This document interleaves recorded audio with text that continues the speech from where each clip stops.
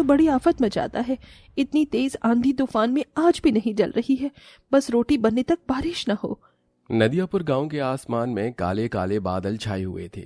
ऐसे में 8 महीने की गर्भवती सुधा बारंबार चूल्हा जलाने का जतन कर रही थी, लेकिन तेज की आंधी तूफान चलने की वजह से चूल्हा बुझा जा रहा था।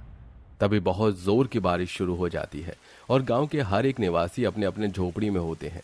तभी झोपड़ी के चौखट पर से कमजोर से दुबले शरीर की सीता ने कहा, हे इंद्र भगवान को भी अभी ही बारिश की आफत लगानी थी। बेचारे किसान लोगों ने खेतों में नारियल के पौधों की रोपाई करी है। बेचारे सब के सब बारिश में भीग रहे होंगे। अरे ओ रामा, देख बारिश के साथ ओले भी बरस रहे हैं। घर चल, बारिश थम जाएगी तो आ जाएंगे रोटी पानी खाकर घर से। नहीं शंकर काका, बादल इतनी जोर जोर से गरज रहा है, लगता नहीं है कि बारिश रुकेगी। अगर खेतों में पानी भर गया तो सारी की सारी नारियल की फसल बर्बाद हो जाएगी, बड़ा नुकसान हो जाएगा। इस बार किसी भी हालत में मुझे अपने घर को पक्का करवाना है और मेरी सारी उम्मीद इस नारियल की खेती पर ही निर्भर है। आप जाओ, मैं खेतों में नाला बना कर आऊंगा, आपके भी बना दूंगा ताकि पानी पास होकर नहर में चला जाएगा। जिस प्रकार सुनार के लिए उसका सोने का व्यापार होता है, उसी तरह गरीब किसान के लिए उसकी मिट्टी, खेत और फसल होती है। रामा बारिश में भीगता कांपता हुआ अपने खेत में नाला बनाता है। फिर शंकर के खेत में नदियापुर गांव के निवासी बहुत गरीबी में जिंदगी गुजार रहे थे।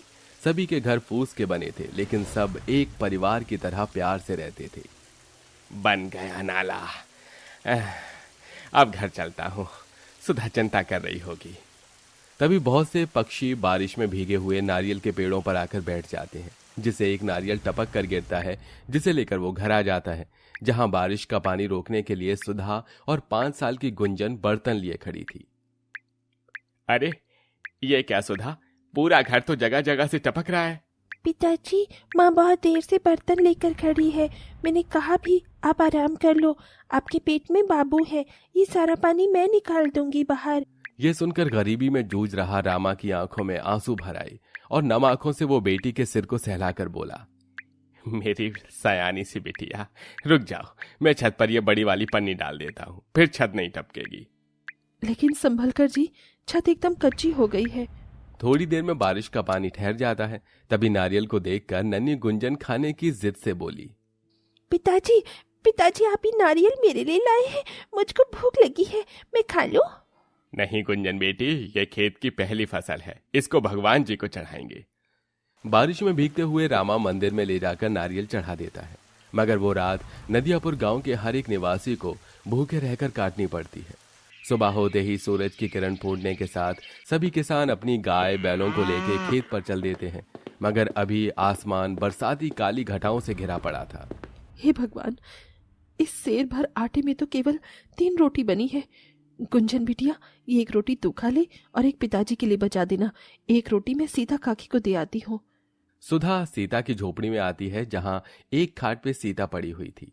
अरे सुधा बेटी, तू कल तो बड़ी देर तक मैंने तेरी बाट जोही थी, फिर लगा कि जरूर बारिश के चलते तूने भी बनाया नहीं होगा। सारी उम्र बीत गई इस फूस के घर में रहकर और आधा पेट खाकर। ना जाने हमारे नदियापुर गांव के भाग्य कब बदलेंगे। ईश्वर ने चाहा तो बहुत जल्द बदल जाएगा काकी। इस बार तो गांव के सारे किसान तबकों ने अपने खेत में नारियल उगाए हैं, मगर क्या फायदा, उसका खून पसीना बहाकर बेचारे गरीब किसान फसल उगाते हैं और मुखिया जबरन खरीद लेता है, मेहनत का वाजिब दाम भी नहीं देता। ला तू रोटी खिला दे। ऐसे ही दिन बीत रहे थे। सभी किसानों की नारियल की खेती तैयार हो जाती है, सबके पेड़ में बड़े बड़े नारियल उगते हैं। तभी मुखिया मूछें मड़ोड़ता हुआ आता है। अरे क्या बात है, इस बार तो खूब अच्छे नारियल हुए हैं तुम्हारे खेत में, इन्हें लेके मेरी हवेली पर आ जाना और दाम ले जाना। तभी बूढ़े रामदीन ने कहा, नहीं मुखिया जी, इस बार हम अपने नारियल शहर के बाजारों में बेचेंगे, आपको नहीं बेचेंगे। हाँ मुखिया जी, आपको अपनी फसल बेचकर हमें कोई मुनाफा नहीं होता और अपने परिवार के लिए हमको पक्के घर बनाने हैं। ये सुनकर मुखिया खेत में से खिसियाकर चला जाता है। अरे ओ शांभा। जी मालिक। आज बांध कर सारा पानी इनके खेतों में छोड़ देना। मैंने इनके नारियल के खेतों का नाश नहीं मारा तो मूछें मुड़वा लूंगा। सभी किसान अपने अपने फसल की पहली उपज का नारियल भगवान को चढ़ाते हैं। उसी रात मुखिया का आदमी पूरे बांध का पानी बहा देता है और ऐसे में बारिश का कहर भी पूरे गांव पर टूट पड़ता है। उस दिन शंकर और पार्वती की बेटी रज्जो का लगन भी था और आंधी तूफान कई घरों को तबाह कर देता है। हे राम, ये इंद्रदेव कैसा उत्पात मचा रहे हैं हमारे गांव पर। रज्जो निकल, बेटी, पूरा गांव बाढ़ के चपेटे में आ गया है। बाबा जल्दी करो। अरे तेरा जोड़ा तो ले लेने दे बेटी। सब कुछ बाढ़ में डूबने लगता है।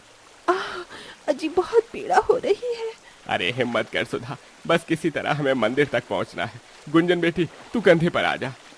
पूरा गांव मंदिर में इकट्ठा हो जाता है। सब कुछ तबाह हो चुका था।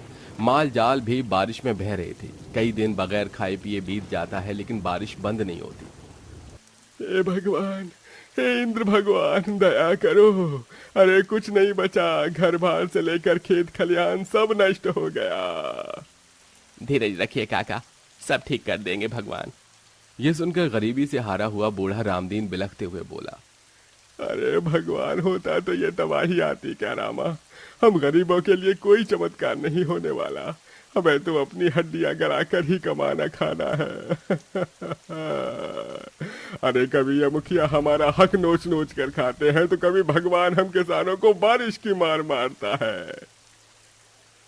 कई दिनों तक बारिश के कहर में भूखे रहने की वजह से सबके चेहरे एकदम मुरझा से गए थे। तभी भूख से तड़पते हुए गुंजन ने कहा, पिताजी, मुझे बहुत जोरों की भूख लगी है, खाना चाहिए। पेट में दर्द हो रहा है, 3 दिन से कुछ नहीं खाया। डबडबाई आंखों से रामा ने कहा, बेटिया सबर कर, क्योंकि अभी अन्न का एक दाना भी नहीं बचा हमारे पास। पूरा गांव तबाह हो चुका है। धीरे धीरे करके सबकी आशा टूट रही थी। कई दिन इसी तरह बीत जाते हैं, मानो भगवान नदियापुर गांव के निवासी की परीक्षा ले रहे थे। सब हाथ जोड़े आंसू बहा बहा कर बारिश के थमने की विनती कर रहे थे। तभी एक सप्ताह के बाद बारिश थमने लगती है और पानी का तापमान घटने लगता है। लेकिन पूरा का पूरा गांव तहस नहस हो चुका था। सब हिम्मत हार जाते हैं। अरे सब मिट्टी हो गया रामा, देख हमारे घर ढह गए। एक एक सामान जोड़ा था वो भी नहीं बचा। हे भगवान, क्यों हम गरीबों पर बारिश करके बिजली गिराता है। बोलता क्यों नहीं तू अब। भगवान कोई तो चमत्कार कर दे। सब रामा को खूब कोसते हैं, क्योंकि इतने के बाद भी वो अपने विश्वास को नहीं छोड़ता। तभी 2 पक्षी को एक नारियल के अंदर बैठा हुआ देखता है, जिससे उसे घर बनाने का ख्याल सूझता है। काका वो देखिए, वो आकाश के पक्षी न तो हमारी तरह बोलते हैं और न दिखते हैं, फिर भी ईश्वर ने उन्हें सुरक्षित रखा है और उनका पेट भर रहा है। जब ये नारियल के अंदर अपना बसेरा बना सकते हैं तो क्या हम लोग इन नारियल से अपना गांव नहीं बना सकते। ईश्वर ने हमें रास्ता दिखाया है। लेकिन भला नारियल का घर कैसे बना सकते हैं, वो तो टिकेगा ही नहीं। काश की कोई जादुई नारियल की नगरी बन जाती, जहां हम गरीब गांव वाले चैन सुकून से रह पाते। दुख के मन से जैसे ही गांव के निवासी ने यह कहा, तभी सभी नारियल के पेड़ जैसे सूरज की सुनहरी किरणों जैसे चमक उठे और देखते ही देखते एक तेजोमय रोशनी प्रकाशमान होने के साथ साथ सब कुछ जादुई नारियल का गांव में बदल गया। जहां बड़े बड़े नारियल के घर, पेड़, सड़कें, मोटर गाड़ी सब था। जादुई नारियल का गांव एक अनोखा गांव था। हे विधाता, ये क्या चमत्कार है। यहाँ तो नारियल का घर है, कहीं मुझ बुढ़िया की आंखें तो नहीं चौंधी आ गई। तभी एक भविष्यवाणी हुई, आज से ये जादुई नारियल का गांव तुम सबका है। ये तुम्हारे परिश्रम का फल है।